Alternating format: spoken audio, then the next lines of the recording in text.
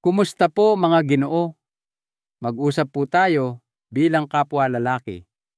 Sa loob ng napakatagal na panahon, sinabihan kayo na ang paghina ng inyong sigla ay natural lamang na bahagi ng pagtanda, na ang mas mahinang paninigas ang unti-unting pagkawala ng pagnanasa at ang tahimik na pagkadismaya na sumasalubong sa inyo tuwing umaga ay mga bagay na kailangan nyo na lang basta tanggapin. Bilang isang manggagamot na inilaan ang aking buhay sa kalusugan ng mga kalalakihan, narito po ako para sabihin sa inyo na ang paniniwalang ito ay hindi lamang mali. Ito po ay pumipigil sa inyo na maranasan ang buhay na may karapatan pa rin kayong danasin ng lubusan. Ang katotohanan po, hindi mabilang na mga kalalakihan na may edad 60 pataas ang tahimik na nagdurusa, hindi dahil sira na ang kanilang mga katawan, kundi dahil walang sino man ang nagturo sa kanila kung paano muling buksan ang switch. Ang pangalan ko po ay Dr. Jose Reyes at ako po ay isang doktor na dalubhasa sa pag-aalaga ng mga nakatatanda o geriatric care. Sa loob ng mahigit 3 dekada nabigyan ako ng pribilehiyong makatrabaho ang mga kalalakihan sa kanilang edad 70 at kahit pa 80 upang tulungan silang maibalik ang lakas, kumpiyansa at intimasya na akala nila'y tuluyan nang nawala. Ang ibabahagi ko po sa inyo ay hindi isang komplikadong teorya. Ito ay isang prangka at direktang formula para sa umaga na gumagana ng naayon sa inyong katawan, hindi laban dito. Bawat isang umaga, ang inyong katawan ay nagbibigay ng isang maliit na pagkakataon upang buhayin ang mga sistema na responsable para sa malakas, natural at pangmatagalang paninigas. Karamihan sa mga lalaki ay pinalalampas ang pagkakataong ito. Ngunit sa oras na matutunan ninyo kung paano ito gamitin, lahat ay maaaring magbago ng walang tableta, bomba o kahihiyan. Sa gabay na ito, ibubunyag ko ang 3 makapangyarihang gawi sa umaga kasama ang isang bonus na tip na idinisenyo upang natural na i-reboot ang inyong testosterone, pabutihin ang daloy ng inyong dugo at ibalik ang matigas at buong paninigas na inyong naaalala. Kung pipiliin ninyong gawin kahit isa lang sa mga gawin na ito ang inyong mga umaga at mga gabi, ay maaaring hindi na maging tulad ng dati. Manatili po kayo sa akin dahil ang ipapakita ko sa inyo ay maaaring ang pinakamahalagang pang-araw-araw na gawain na hindi nyo pa naririnig. Ano ba talaga ang nangyayari sa loob ng inyong katawan? Hayaan nyo po akong maglaan ng isang sandali para sabihin sa inyo ang isang bagay na hindi sasabihin ng karamihan sa mga doktor. Kung kayo po ay lampas 60 na at nahihirapan sa mas malambot na paninigas o hindi, palagi ang pagganap. Ang issue ay hindi lang pagtanda. Ito ay kung ano ang dahan-dahan at tahimik na ginawa ng proseso ng pagtanda sa mga kritikal na sistema sa loob ng inyong katawan. Sinasabi ko po ito hindi bilang isang teorya, kundi bilang isang taong nakaupo sa harap ng libu-libong kalalakihan na tulad ninyo. Narinig ko na ang parehong tahimik na pagkadismaya sa kanilang mga boses paulit-ulit. Sasabihin nila, "Dok, nararamdaman ko pa rin ang pagnanasa, pero ang katawan ko ay hindi na tumutugon tulad ng dati. Kaya ano ba talaga ang nangyayari? Habang tayo ay tumatanda, ilang mahahalagang sistema na sumusuporta sa malusog na paninigas ay nagsisimulang magbago. Una, ang testosterone, ang pundasyong hormone ng kalusugang sexual ng lalaki ay natural na nagsisimulang bumaba. Ang pagbaba na ito ay halos 1% bawat taon pagkatapos ng edad 30. Maaaring hindi ito gaanong kalaki pakinggan, ngunit sa paglipas ng ilang dekada ito ay naiipon. Ang mas mababang testosterone ay nangangahulugan ng mas kaunting pagnanasa, mas mahinang paninigas, at mas mabagal na pagbawi. Ngunit hindi lang hormones ang kwento. Nariyan din ang inyong sirkulasyon. Ang paninigas ay lubos na nakadepende sa malusog na daloy ng dugo. Sa panahon na ang karamihan sa mga lalaki ay umabot sa kanilang edad ang maliliit na ugat na patungo sa ari ang mga responsable sa pagpuno ng dugo sa mga silid nito ay nagiging mas matigas, mas makitid, at hindi na gaanong tumutugon. Ang mga pagbabagong ito ay madalas na hindi nakikita. Hindi nyo ito nararamdaman sa araw-araw. Ngunit isang araw, mapapansin nyo na hindi na kayo gumigising na may parehong sigla o mas matagal bago mag-umpisa, o marahil hindi na kayo kasing tigas tulad ng dati. Idagdag pa ang mga taon ng naipong stress, hindi palagi ang pagtulog at bumababang pakiramdam ng mga nerbiyos, at ang matitira sa inyo ay isang katawan na gustong gumanap ngunit hindi nabibigyan ng tamang mga senyales o suporta para mangyari ito. Ngunit narito ang magandang balita, ang mga sistemang ito ay hindi sira. Sila ay natutulog lamang. At sa sandaling simulan ninyong gisingin muli ang mga ito ng dahan-dahan at natural tuwing umaga, magsisimula silang magising. Dito nagsisimula ang tunay na pagbabago. Hindi nyo kailangang labanan ang inyong katawan. Kailangan nyo lang maintindihan kung paano makipagtulungan dito. At nagsisimula ito sa isa sa mga pinakahindi napapansin, ngunit pinakamakapangyarihang natural na pampasigla ng testosterone at daloy ng dugo, isang bagay na sumisikat sa kalangitan tuwing umaga tulad ninyo noon.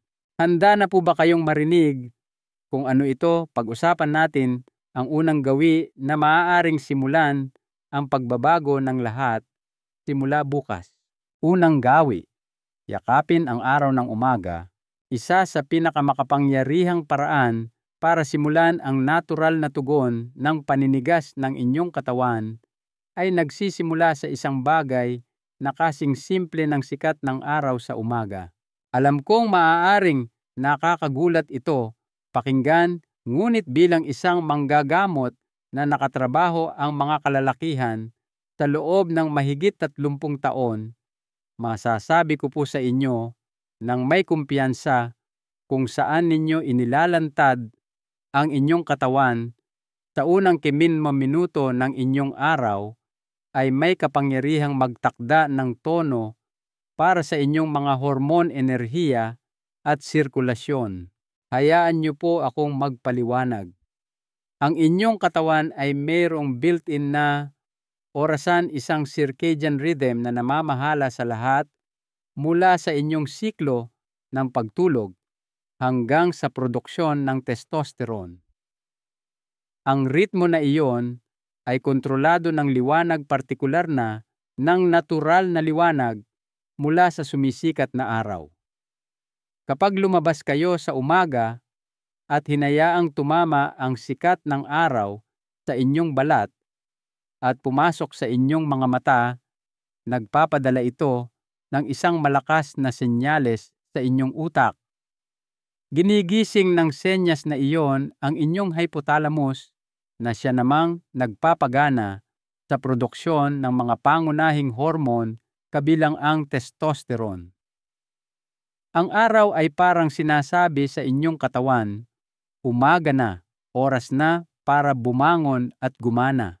Kapag binibigyan ninyo ang inyong katawan ng senyas na iyon tuwing umaga, hindi lamang ninyo pinalalakas ang testosterone, kundi pinasisimulan din ninyo ang paglabas ng nitric oxide. Ang nitric oxide ay lubhang mahalaga para sa pag-relax ng mga daluyan ng dugo at pagpapahintulot na malayang dumaloy ang dugo lalo na sa ari ng lalaki. Mayroon akong mga pasyente na nagsabi sa akin na ilang taon na silang hindi nakaranas ng kusang paninigas sa umaga. Ngunit nang sinimulan nilang maglaan ng 10 minuto lamang ng direktang sikat ng araw sa umaga bawat araw, marahil ay sa paglalakad lang sa labas habang nagkakape o pagtayo sa tabi ng bukas na bintana na may sikat ng araw sa kanilang mukha, napansin nila ang isang pagbabago. Sa loob ng 1 o 2 linggo, gumigising na sila na may mas matinding paninigas, mas madalas at mas may buhay. Ito ay hindi mahika. Ito ay biyolohiya. At ang pinakamahalaga, ito ay libre. Ang gawin na ito ay pinakamabisa kapag ginawa sa loob ng 30 minuto pagkatapos gumising. Kahit sa maulap na araw, may sapat na liwanag sa paligid upang magkaroon ng epekto. Hindi nyo kailangang tumitig sa araw. Sapat na ang naroroon kayo sa liwanag. Ang inyong katawan ay malalaman kung ano ang gagawin. Ngunit ang sikat ng araw ay isang piraso lamang ng puzzle. Dahil kahit na may sapat na testosterone at sirkulasyon sa mundo, kailangan pa rin ng inyong katawan na nasa tamang panloob na estado upang payagan ang paninigas na mangyari. At para sa karamihan ng mga lalaki, ang tunay na salarin ay isang bagay na tahimik tuso at malalim na nakaugat sa nervous system. Pag-usapan natin iyan sa susunod.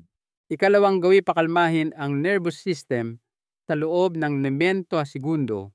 Kahit na may tumataas na testosterone at mas mahusay na daloy ng dugo, hindi papayagan ng inyong katawan ang paninigas, maliban kung isang kritikal na sistema ang nasa panig ninyo, ang inyong nervous system. Ito ang bahaging iilan lamang ang pinag-uusapan, ngunit maaaring ito ang nawawalang piraso para sa inyo. Isipin ninyo ang inyong nervous system na may 2 pangunahing mode. Ang isang mode ay nagsasabing, ako ay nasa ilalim ng stress. Itigil ang mga hindi mahalagang gawain. Ang isa naman ay nagsasabing, pakiramdam ko ay ligtas at relaxed ako. Buksan natin ang mga bagay-bagay. Ang paninigas ay nangyayari lamang kapag ang pangalawang ligtas at relaxed na switch ay nakabukas. Ngunit narito ang problema. Habang tumatanda ang mga lalaki, lalo na pagkatapos ng edad 60, madalas tayong nabubuhay sa isang palagian at mababang antas ng stress. Maaaring hindi ito palaging nararamdaman na matindi, ngunit naroroon ito ang mahinang ugong ng pagkabalisa tungkol sa kalusugan, pananalapi, pamilya, o kahit na ang pang-araw-araw na ingay ng modernong buhay. Lahat ito ay naiipon. Sa paglipas ng panahon, ang palagiang stress na ito ay nagpapadala ng isang malinaw na mensahe sa inyong katawan. Hindi ngayon ang oras para sa intimasya. Ngayon ang oras para mabuhay. Ang mensaheng iyon ay nagpapasikip sa inyong mga daluyan ng dugo, nagpapataas ng stress hormone na cortisol at hinaharangan ang mismong mga senyales na kailangan ng inyong katawan upang tumigas at manatiling matigas. Ito mismo ang dahilan kung bakit isa sa pinakasimple at pinakamabisang gawi sa umaga na inirerekomenda ko sa bawat lalaking aking nakakatrabaho ay ang malalim at marahang paghinga gamit ang tiyan. Maaaring pakinggan itong napakadaling gawin para maging epektibo, ngunit kapag ginawa ng tama, pisikal nitong inililipat ang inyong katawan mula sa laban o takbo na stress mode patungo sa pahinga at pagkasabik na estado. At narito ang pinakamagandang bahagi, ni 20 segundo lamang ang kailangan dito. Narito kung paano ito gawin. Huminga ng malalim papasok sa inyong tiyan, mabagal at kontrolado. Pinapagana nito ang vagus nerve, isang makapangyarihang linya ng komunikasyon sa pagitan ng inyong utak at katawan. Sinasabi nito sa inyong puso na bumagal, sa inyong mga daluyan ng dugo na bumuka, at sa inyong isipan na mag-relax. Mayroon akong mga pasyente na nagsabi sa akin na literal nilang nararamdaman ang pagluwag ng kanilang dibdib, ang pag-relax ng kanilang panga, at ang pagtahimik ng kanilang nagkakarerang mga isipan, lahat mula sa isang simpleng gawin na ito. Gawin ito unang-una sa umaga. 10 malalim na paghinga, papasok sa ilong mabagal at palabas sa bibig. Pinapakalma nito ang inyong katawan at lumilikha ng isang panloob na kapaligiran na nag-aanyaya ng intimasya, koneksyon at paninigas. Hindi ito tungkol sa pagsisikap ng mas matindi. Ito ay tungkol sa pagre-relax ng mas matalino. Ngunit ang pagpapakalma sa inyong nervous system ay hindi ang tanging nakatagong susi, dahil kahit na handa na ang inyong isipan at dumadaloy na ang inyong dugo, isang maliit na grupo ng mga kalamnan ay maaaring tahimik pa ring sumasabotahe sa inyong pagganap. At malamang hindi pa man lang nasabi sa inyo na umiiral ang mga ito. Ayusin natin iyan ngayon. Ikatlong gawi, palakasin ang mga kalamnan para sa paninigas. Narito ang bahaging nakakagulat. Sa karamihan ng mga lalaki, ang inyong paninigas ay kasing lakas lamang ng mga kalamnan na sumusuporta rito. Ang tinutukoy ko po ay isang nakatagong grupo ng mga kalamnan na karamihan sa mga tao ay hindi pa naririnig ang pelvic floor. Ang mga kalamnang ito ay bumubuo ng isang parang duyan na istruktura ng suporta sa base ng inyong katawan, at ang kanilang trabaho ay simple ngunit lubhang mahalaga. Kinokontrol nila ang daloy ng dugo papasok at palabas ng inyong ari habang naninigas. Isipin nyo sila bilang natural na sistema ng balbula ng inyong katawan. Kapag malakas ang mga kalamnang ito, humihigpit sila at pinapanatili ang dugo sa loob ng ari na nagpapanatili sa inyong paninigas na matatag at hindi nagbabago. Ngunit kapag humihina sila, na madalas mangyari dahil sa edad at kawalan ng aktibidad, mas mabilis na makakatakas ang dugo. Kapag nangyari iyon, ganoon din ang inyong tsansa na manatiling matigas. Naaalala ko ang isang pasyente, si Mang Roberto, na lumapit sa akin sa edad na 68. Siya ay nadidismaya, nahihiya at malapit ng sumuko. Sabi niya, "Dok, nasisimulan ko naman pero hindi ko lang mapanatili.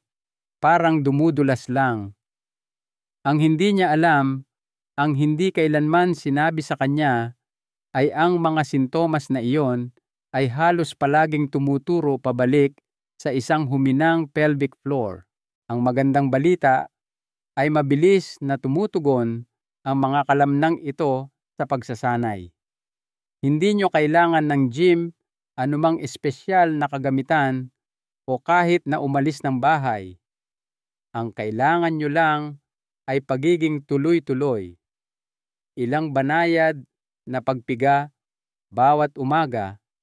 Ang pagpiga sa parehong mga kalamnan na gagamitin nyo para pigilin ang daloy ng ihi ay maaaring sanayin muli ang inyong katawan na panatilihin ang paninigas tulad ng ginagawa nito noon.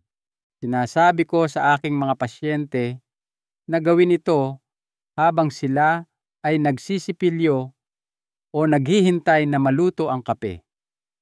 Walang makakakita sa inyo na ginagawa ito, ngunit mararamdaman ninyo ito.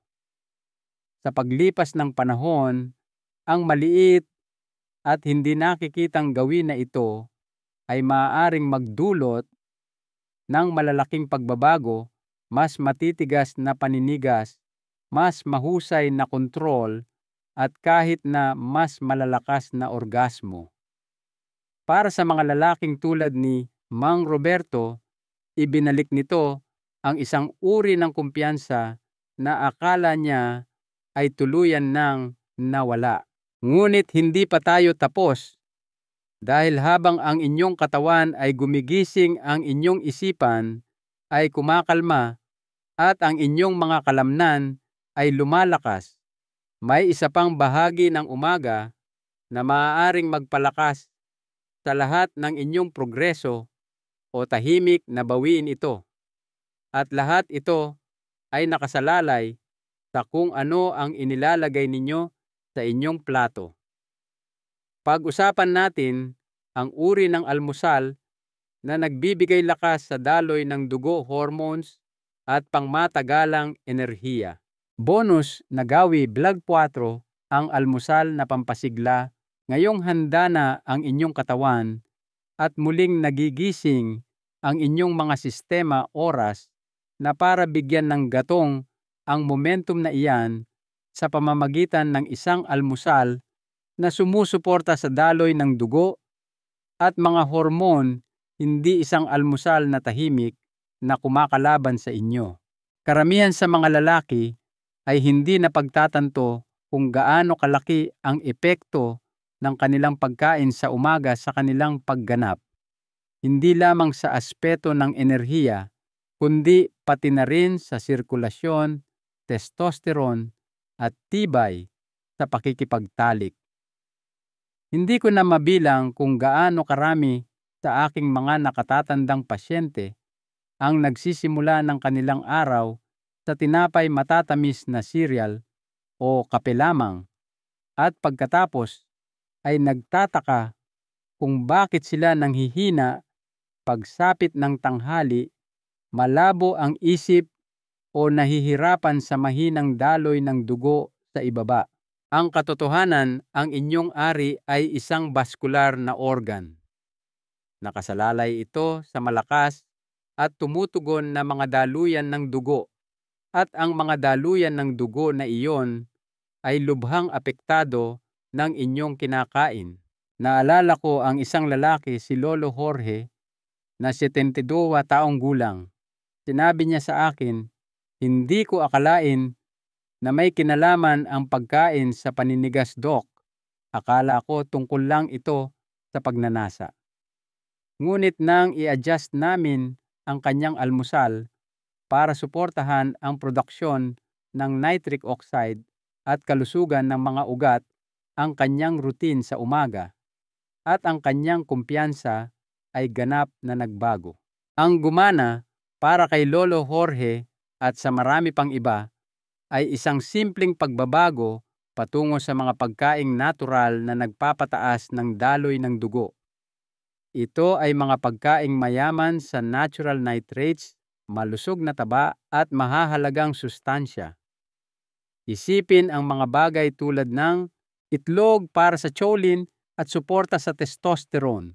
Beets at mga madahong gulay tulad ng spinach o kangkong para sa produksyon ng nitric oxide. Avocado para sa malusog na taba na nagtataguyod ng pagiging nababanat ng mga ugat. Hindi lamang ito mga masusustansyang pagkain. Sila ay mga partikular na kasangkapan para sa pagpapanumbalik ng paggana. Hindi ito tungkol sa pagiging isang health nut o pagbabago ng lahat sa isang gabi. Ito ay tungkol sa pagiging intentional at pagpili ng isang almusal na gumagana para sa inyong katawan, hindi laban dito. Kapag binibigyan ninyo ang inyong katawan ng tamang gatong sa umaga, pinalalakas ninyo ang mga epekto ng bawat ibang gawi na ating tinalakay. Sinusuportahan ninyo ang inyong mga hormone, pinalalakas ninyo ang inyong sirkulasyon, at bumubuo kayo ng tunay at napapanatiling momentum. At sa paglipas ng panahon, ang momentum na iyon ay humahantong sa nasusukat at makapangyarihang mga pagbabago, hindi lamang sa kung paano kayo gumaganap, kundi sa kung paano ninyo nararamdaman bilang isang lalaki. Paano magsimula ngayon? Ang kapangyarihan ng routine. Nakarating na kayo hanggang dito at sa ngayon, marahil ay nararamdaman na ninyo na nagsisimula ng magkabuo-buo ang mga piraso. Ngunit ang kaalaman lamang ay hindi magbabago ng inyong buhay. Ang tunay na mahalaga ay kung ano ang inyong ginagawa ng tuloy-tuloy, lalo na sa mga unang ilang minuto pagkatapos gumising. Doon nangyayari ang pagbabago. Doon ninyo binabawi ang inyong ritmo. Napakarami ko nang nakatrabahong mga lalaki na nagsimulang malakas at sabik, ngunit dahan-dahang bumalik sa kanilang mga lumang gawi. Hindi ito dahil wala silang pakialam. Ito ay dahil wala silang sistema. At hayaan nyo akong maging tapat sa inyo sa yugtong ito ng buhay. Ang pagiging simple ay kapangyarihan. Hindi nyo kailangan ng isang komplikadong checklist. Kailangan nyo lang ng isang ritmo na mapagkakatiwalaan ng inyong katawan. Kaya narito ang sinasabi ko sa aking mga pasyente, gawin itong automatiko. Ikabit ang bawat bagong gawi sa isang bagay na dati nyo nang ginagawa. Habang nagkakape, lumabas para sa inyong sikat ng araw sa umaga. Bago tingnan ang inyong telepono, gawin ang inyong 10 malalim na paghinga. Habang nagsisipilyo, gawin ang inyong mga pagpiga sa pelvic floor. Pagkatapos maupo sa isang almusal na nagbibigay lakas sa natitirang bahagi ng inyong araw, isipin nyo na lang kung ano ang mararamdaman ninyo sa umaga kung ito ay maging pangalawang kalikasan. Hindi na kayo mag-aalalang maghintay para sa epekto ng isang tableta. Gigising na lang kayo na alam na ang inyong katawan ay tumutugon na dahil palagi ninyong ibinibigay dito ang eksaktong kailangan nito upang gumanap, kumonekta at muling makaramdam na buhay. Isang lalaki na aking nakatrabaho, isang 74 taong gulang na nagngangalang Mang Donato, ang nagsabi sa akin ng isang bagay na hindi ko malilimutan. Sabi niya, ang pinakamagandang bahagi ay hindi lang na bumubuti ang aking paninigas, Doc. Ito ay ang pakiramdam na nababawi ko ang aking sarili. At iyan ang tunay na kapangyarihan ng routine na ito. Ibinabalik nito ang inyong pakiramdam ng kontrol, ang inyong dignidad, ang inyong lakas, at ang tahimik na kumpiyansa na nagsasabi sa inyo na hindi pa kayo tapos malayo pa. Ang susunod na hakbang ay nasa sa inyo. Nasa inyo na ang mga kasangkapan. Nasa inyo na ang mapa. Isang huling salita mula kay Dr. Reyes, Sa huli, ang paglalakbay na ito ay hindi lamang tungkol sa paninigas. Ito ay tungkol sa pagbawi sa buo at masiglang buhay na akala ninyo ay nawawala na. Nalaman ninyo kung paano ang ilang simpleng pagpili sa umaga ay maaaring magkaroon ng malalim na epekto. Ilang minuto ng sikat ng araw para palakasin ang testosterone, isang sandali ng malalim na paghinga para pakalmahin ang inyong mga nerbiyos, ilang hindi nakikitang pagpiga ng kalamnan para ibalik ang katigasan, at isang almusal na nagbibigay lakas sa inyong sigla mula sa loob. Nasaksihan ko ang mga lalaki na halos sumuko na sa bahaging ito ng kanilang buhay na muling natagpuan ang kanilang sarili, hindi lamang sa silid tulugan, kundi sa kanilang lakas, sa kanilang tindig, at sa kanilang mismong pakiramdam ng layunin. Hindi ito tungkol sa pagsubok na ibalik ang oras. Ito ay tungkol sa pagbibigay pugay sa kung sino kayong lalaki ngayon at sa pag-unawa na ang inyong pinakamahuhusay na araw ay hindi kailangang nasa nakaraan. Kapag sinusuportahan ninyo ang mga sistemang nagbibigay kahulugan sa inyong pagkalalaki, ang inyong mga hormon, ang inyong sirkulasyon, ang inyong nervous system, binibigyan ninyo ang inyong sarili ng pahintulot na muling makaramdam na buo. Narito ang pinakamahalagang aral na natutunan ko sa lahat ng aking mga taon bilang isang manggagamot. Ang inyong katawan ay may hindi kapani-paniwalang likas na kakayahang magpagaling at magpanibago anuman ang inyong edad. Ang pinakamalaking hadlang ay hindi ang inyong katawan. Ito ay ang paniniwala na kayo ay masyadong matanda na o huli na para magbago.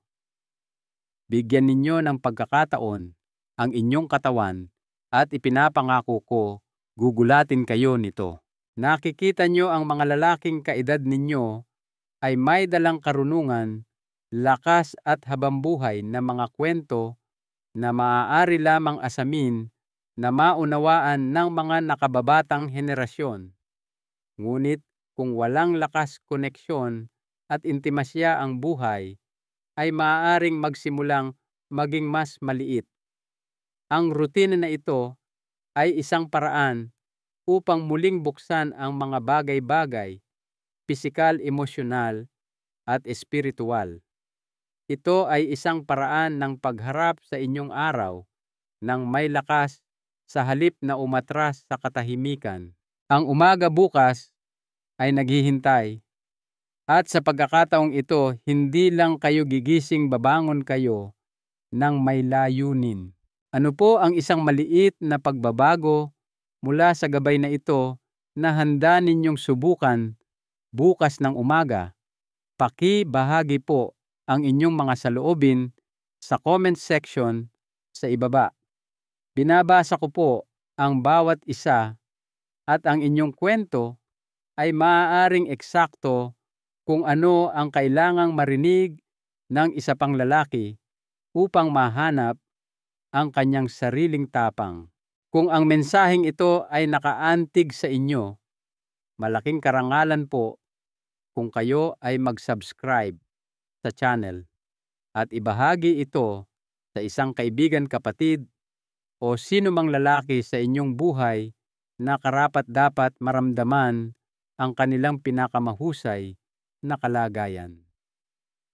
Salamat po sa inyong pagpunta dito at sa pagpili na pangalagaan ang inyong kalusugan isang umaga sa bawat pagkakataon.